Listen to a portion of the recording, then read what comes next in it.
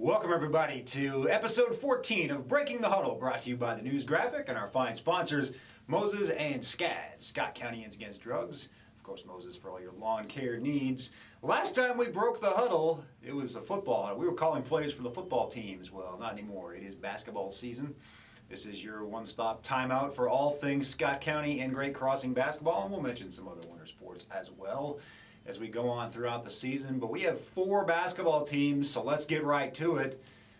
Scott County girls, they're the good news of the week so far. They've won 2 straight to start the season, back-to-back games at home.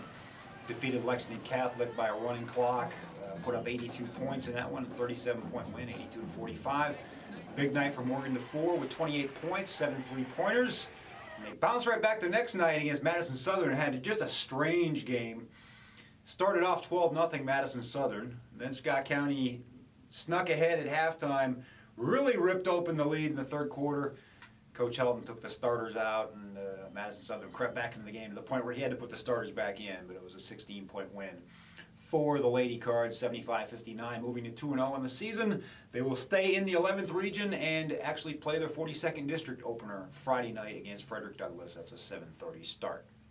Let's talk about the Scott County boys next. They went on the road. Always a tough place to start the season. Coach Tim Glenn mentioned to me there were 6 years in a row where Scott County played Ballard, and I think 5 of those games were on the road back earlier this decade, and they lost every one of them. Went to Bullitt East, which is not quite the same level of opponent, but a good district championship caliber team over there. And Bullitt East pulled out the 80-69 win. It was back and forth all night as Scott County had a run in the first half to take the lead. Bullitt East kind of countered in the third quarter, and it was within about a 3 or 4 point game with a minute to go before the Chargers won with their free throws at the line down at the finish. But Taryn Hamilton, a big game, 32 points.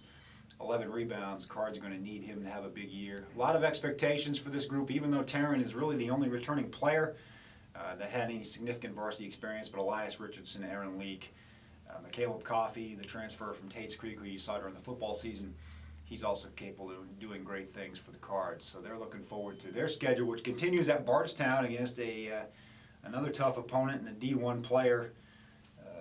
That's going to be a tough road trip, and then back-to-back home games in the region against Lex Cath and LCA next week. So not an easy start for the Cards, but they are back on track and looking to kind of keep the tradition going here. And speaking of tradition, a new one starting at Great Crossing.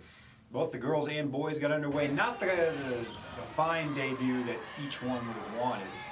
The boys had an early lead, the second quarter lead anyway, against West Jessamine. The Colts of West Jess pulled away for a 20-point victory, 66-46 in that one. Coach Page, Steve Page, not really happy with the effort from a senior-led group. He hopes to see more on Friday night when they host Bryan Station.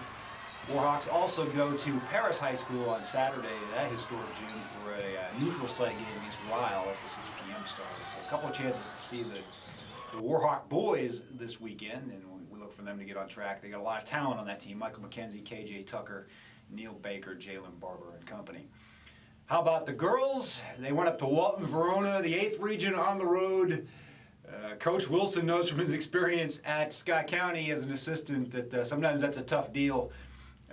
The other team spends a lot of time at the free throw line, let's say, and that was the case in a 77-52 win for Walton Verona, but it was tied at the end of the first quarter and about a 6 or 8 point game at the half before the Lady Warhawks kind of saw it slip away. But Braylon McMath, 18 points, 5 assists, good night for her.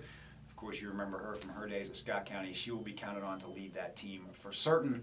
They get another tough one at home Saturday against George Rogers Clark. That's a 3:30 p.m. tip-off, and we look forward to great things from the Lady Warhawks. Let's talk quickly about some other sports. Scott County Wrestling will host its Big Brother Duels, the annual event, to start off the season this weekend. I believe weigh-ins are like 8 o'clock in the morning, but the matches will start around 9 and go all morning and part of the afternoon. So get out and support that. That's about it for now. We look forward to an exciting winter season. Thank you for staying with us through the fall, and we're going to bring you all kinds of highlights and interviews as the season goes on, so you can hear all about your Cardinals and Warhawks here.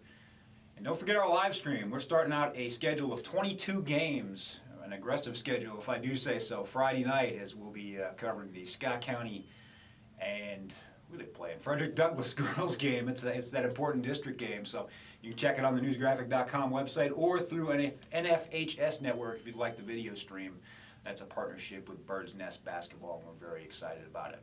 Until next time, see you on the sidelines.